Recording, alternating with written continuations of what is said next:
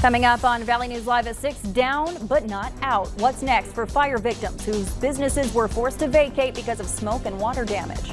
Plus, where these parents are headed next to deliver their anti-mask message for their school kids. And what it was like to answer the call and head south to help with hurricane cleanup. Valley News Live at 6 starts right now. This is Valley News Live at 6.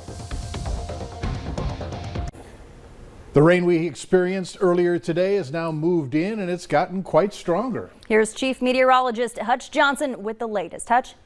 Thanks, you too. Good evening, everyone. As you head out for your evening activities, we do have some rain showers. Take a look at this from our Dakota Magic Casino camera there. You can tell it is certainly heavy. The visibility is even reduced by the moderate rainfall that's taking place there. Here's a look at what it looks like on the radar. We're clearing in the James River Valley, Devil's Lake Basin.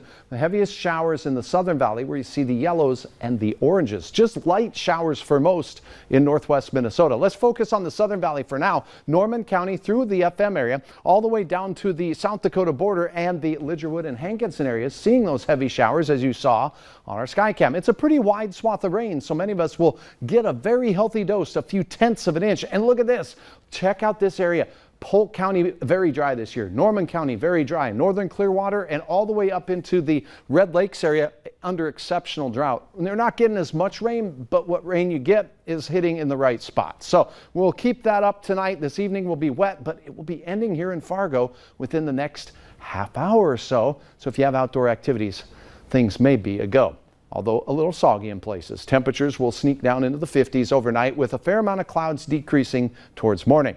Grand Forks, the rain showers do continue. They'll be a little lighter up there, but many of you will get several hundredths of an inch. A few of you will get a few tenths of an inch of rain. I'll track these showers and rumbles of thunder for tonight, and we'll look ahead to the rest of your work week coming up here in just a couple of moments. All right. Thanks, Hutch. Emotions are still raw for 3 business owners in Detroit Lakes, Minnesota, after a fire-related damage left their shops a total loss. It happened Friday when fire crews say an accidental blaze started outside the upstairs apartment unit in the 800 block of Washington Avenue. Officials say the blaze spread quickly due to the dry conditions and the flammable vinyl siding. Valley News Team's crime and safety reporter Bailey Hurley spoke to a couple of the people involved who say while it's heartbreaking now, they plan on coming back stronger than ever. Just something you don't think would happen to you. Teresa and Shannon Brogren's antique shop has only been open for 4 months. We're just starting to get a lot of repeat customers and things are starting to go really good. A business the couple says they put 2 years of hard work into, building their collection of one-of-a-kind pieces that are now filled with water and imprinted from the black smoke of Friday's devastating blaze. If we would have had time, we could have got some of our more valuable stuff out because none of our merchandise is insured because it's secondhand stuff. So then I walked through here this morning and just looked at the stuff and my stomach dropped. Next door, Alex Lindsay and his mom were in the middle of haircuts when an officer notified them of the fire upstairs. I never got to finish my haircut, so I didn't really think to grab anything because I thought it'd just be a small fire. I didn't think it'd keep going. A decades-long icon to downtown Detroit Lakes, Lindsay and many others in the community say it's hard to see the shop in such dire straits. I know that God will provide. He always has. He always will. Both businesses say while it's hard and it will take time, there's no question they're going to come back. We just have the best customers in the world. Get our chins up and try again. It's hard to look at, but we'll rebuild, and I just know that God's always got his plan for everything, even if it's terrible, but it'll always work out for the better. In Detroit Lakes, Bailey Hurley, Valley News Live.